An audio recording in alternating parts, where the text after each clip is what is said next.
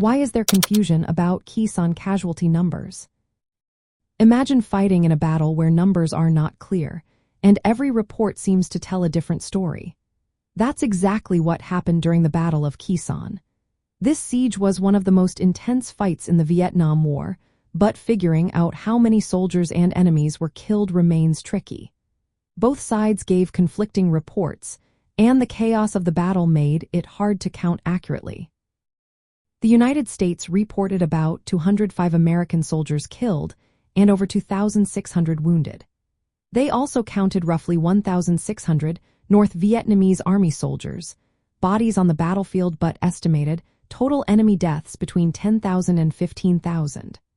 The North Vietnamese, however, admitted only about 2,500 of their soldiers were killed, with more wounded. These big differences make it tough to know the true numbers. The conditions during the siege added to the confusion. The battle involved heavy artillery, aerial bombings, and constant fighting, which made counting dead bodies nearly impossible. The Americans often relied on visual estimates and firepower reports to count enemy losses, but these could be inflated or underestimated. The U.S. military focused on kill ratios to show success, which sometimes led to exaggerated figures. Meanwhile, the North Vietnamese might have downplayed their losses to keep morale high and avoid giving the enemy a propaganda victory. Adding to the confusion was the timing of the battle. It happened during the Tet Offensive, a large campaign by North Vietnamese forces across South Vietnam. Some analysts believe the North Vietnamese used Khe Sanh as a distraction or diversion, which complicated how the battle's results were viewed. The political and military goals of both sides influenced how casualty numbers were reported.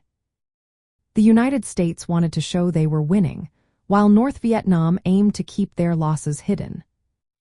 Even today, historians debate these figures.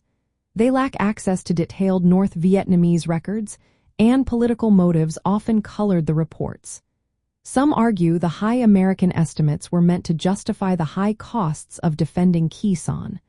Others believe the numbers reflected the reality of a fierce and costly fight. The North Vietnamese goal was to either replicate a victory like Dien Bien Phu or divert attention from other operations, which adds more layers to understanding the true scale of casualties.